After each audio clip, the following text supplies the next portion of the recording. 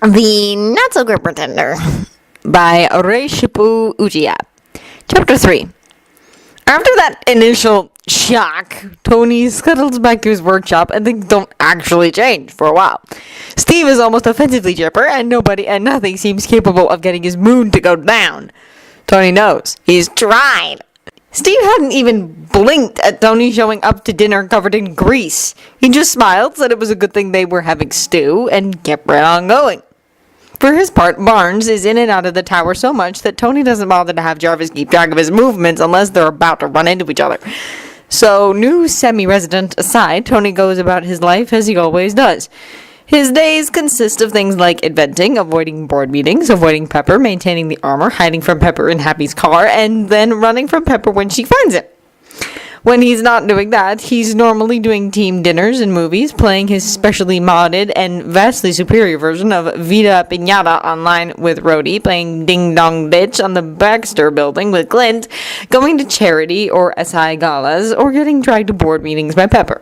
Throw in a few battles here and there, playing his especially modded and vastly superior version of Words with Frenemies with Coulson and Fury, and a few nights helping the bots polish the mid-sized still statue of him in the armor that they built over Christmas the previous year, and that's his schedule.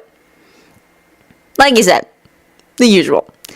So, the last thing Tony's expecting to have happen when he stumbles into the kitchen at 4 a.m. on a Mesterday morning... Is it Monday? Saturday? Wednesday? Tony isn't sure, thus Mesterday. Is a voice speaking up from the room's darkest corner. "You're Iron Man," the low, gravelly voice declares from the shadows. "Marie Curie!" Tony yelps as he automatically twirls and throws his coffee cup in the direction the voice had come from. Barnes, because of course it's him, catches it before he can hit him or the wall behind him, because of course he does.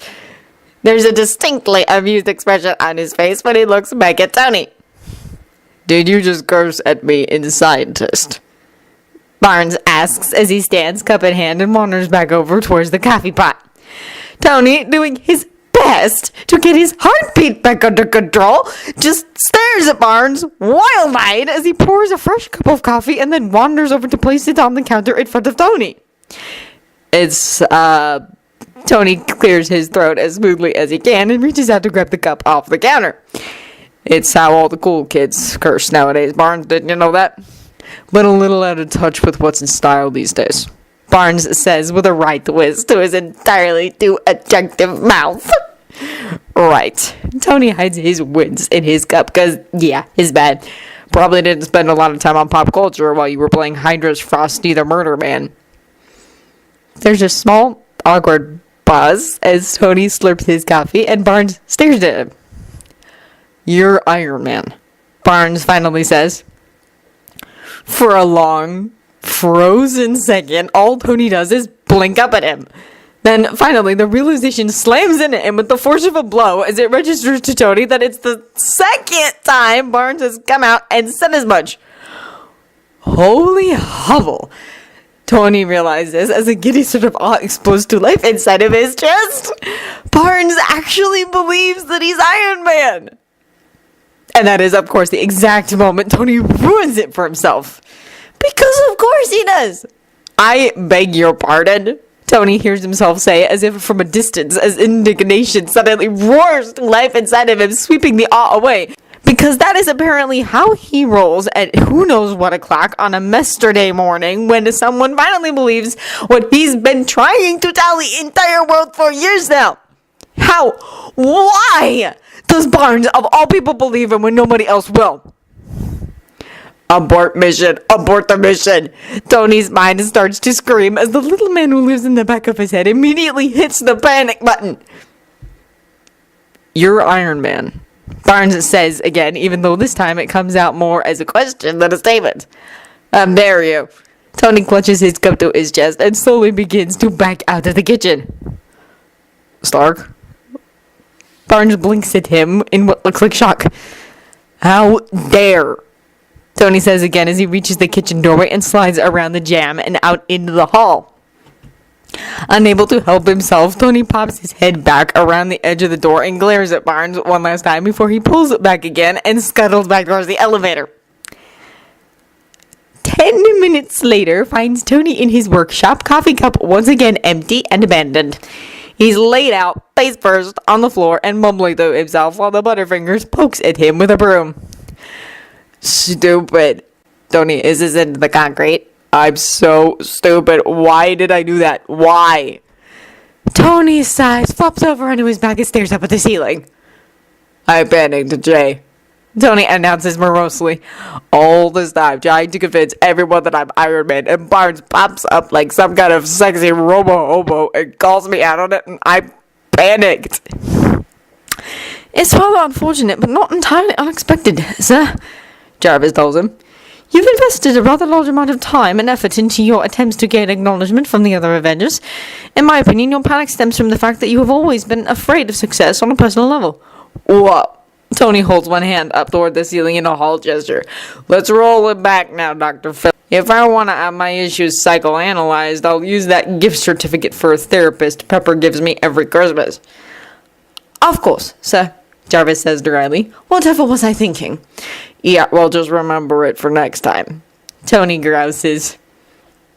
Tony lays there, starfished out on the floor for a long moment and does his best to ignore the way Dumb-E and you have joined Butterfingers in his game. They seem to be enjoying poking at him with a piece of steel pipe and a mop handle respectively, so Tony doesn't bother to make them stop.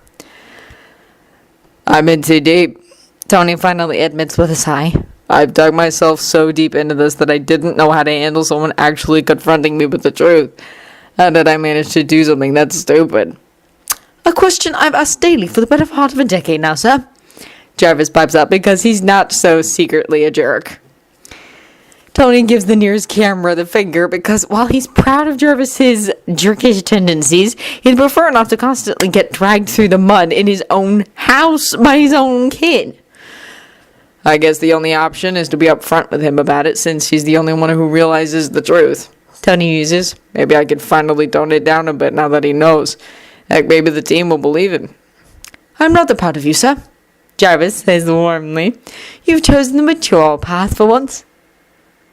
On the other hand, Tony's frown slowly begins to morph into a small smirk. None of them believed me, so maybe they won't believe him either. Now, if that happens, I finally won't be suffering alone. Sir, Jarvis trails off with what sounds like a sigh. Oh, Jay. Tony claps his hands together brightly. This is going to be fun. Bucky's seen a lot of stuff in his life, both before and after Hydra put his brain in a blender and made him spend the better part of a century as their murder puppet. The future he's found himself in now, the future that has him out of Hydra's hands and living in a tower filled with superheroes, is still more of a surprise than he'd ever thought it could be. Or more specifically, Tony Stark is more of a surprise than Bucky had thought he could possibly be. After 70 years as a slave for Hydra, Bucky's learned to be honest with himself, so he isn't afraid to admit that his first face-to-face glimpse of Stark had been burned into his brain. He'd been in the kitchen of the tower with Stevie when Stark had stumbled in, sleep pants hanging deliciously low, tank top clinging to his chest, and a circle of light glowing against his sternum. He'd been heavy-eyed, clearly exhausted, and sporting hair that made him look freshly fucked. Bucky had appreciated the sight immensely. And if Stark's adorable little half-asleep mumble had been anything to go by, the feeling had been mutual. Bucky hadn't allowed himself to linger over that moment too much in the time that passed afterward, but he certainly hadn't forgotten it either. All of that leads him to where he is now, standing in the same kitchen once again, confusion causing him to blink slowly after Stark's retreating form. He isn't sure what exactly he'd said or done to offend Stark, but he'd like to find out. It couldn't be the Iron Man thing, because that was just blatantly obvious in Bucky's opinion, despite what the press might say. Stark and the armor have only came up once or twice between him and Stevie, but there's no way it was any kind of secret in the tower. Not with the Avengers being who they are. So it couldn't be that. Maybe it was the coffee? Maybe he messed it up somehow? Or Stark didn't like people to touch his food or drinks or something? Or maybe it was because he'd accidentally scared him when he first came into the kitchen.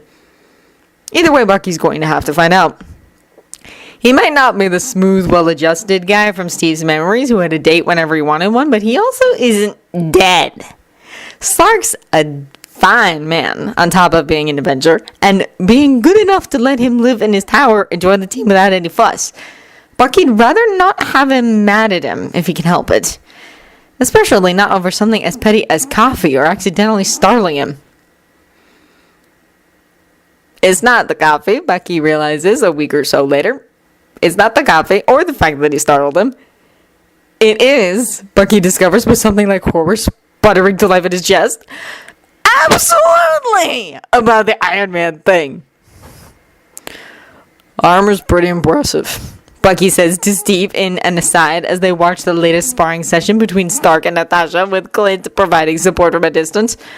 Wouldn't mind seeing what he can do outside of it. So would we, Stark agrees. But Iron Man doesn't take the armor off. Ever. We keep telling Tony and Shellhead both that his secret's safe with us, but I guess he just doesn't feel comfortable enough yet. Bucky blinks once, twice, a third time. What do you want about Stevie? Bucky twists around to face Steve as he barks the question out. He doesn't take the armor off. Ever. Steve repeats, voice is somehow bright and kind of sad all at the same time. He's gonna break to his privacy though, so we won't push it unless we have to.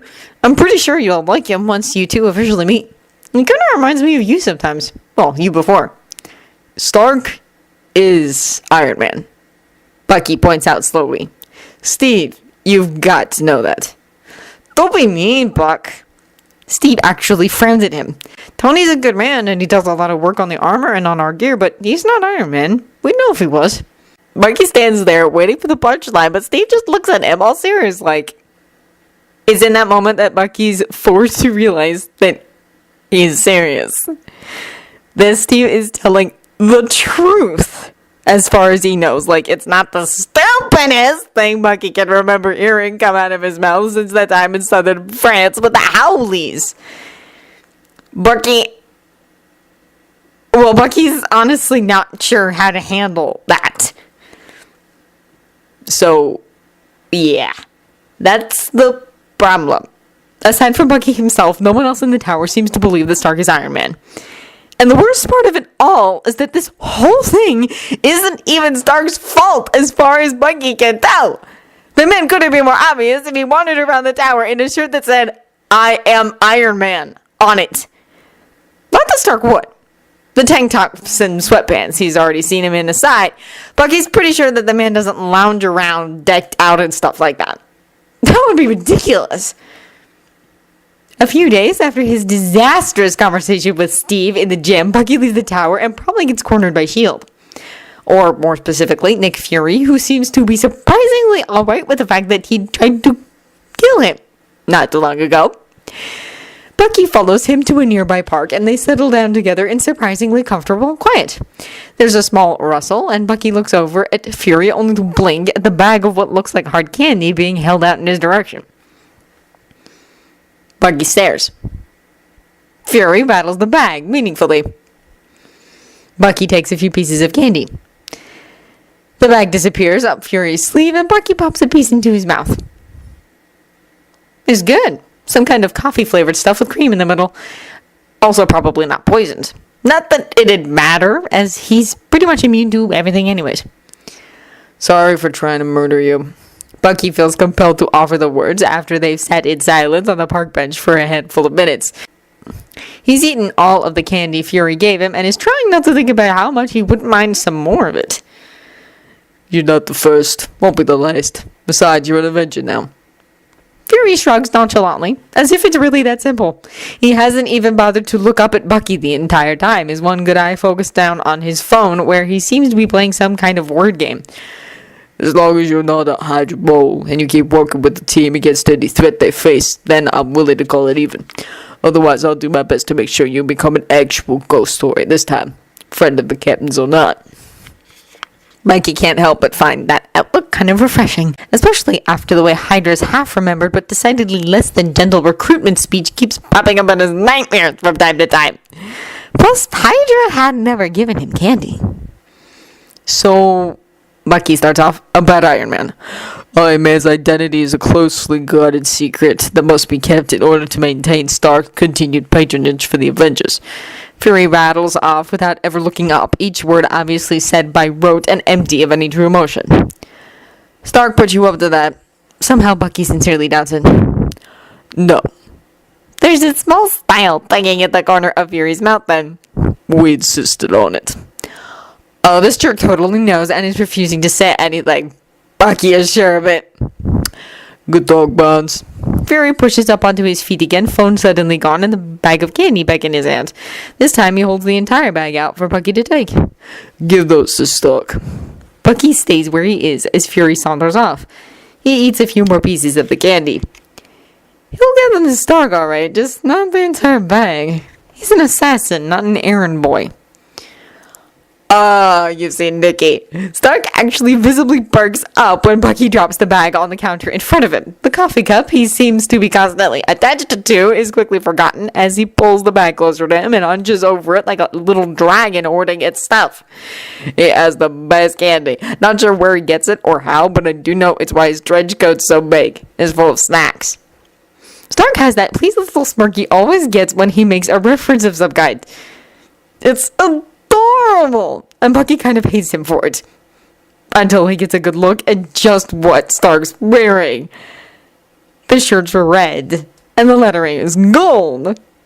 It says, I am Iron Man, and there's a pretty accurate replica of Stark's fancy beard right below it. It's just the kind of thing Bucky had been so sure Stark wouldn't seriously wear, and has now been officially proven wrong about. Now Bucky really does hate him. And if the evil light that glints in Stark's attractive eyes is anything to go by, he's pretty sure Stark knows it too. Bucky snatches the candy back and stalks out of the room, ignoring Stark's indignant shouts from behind him. If this is how Stark wants to play this game, then Bucky's more than happy to oblige him. Stark's secret, or whatever he's doing, isn't going to last long. Bucky's going to make sure of it.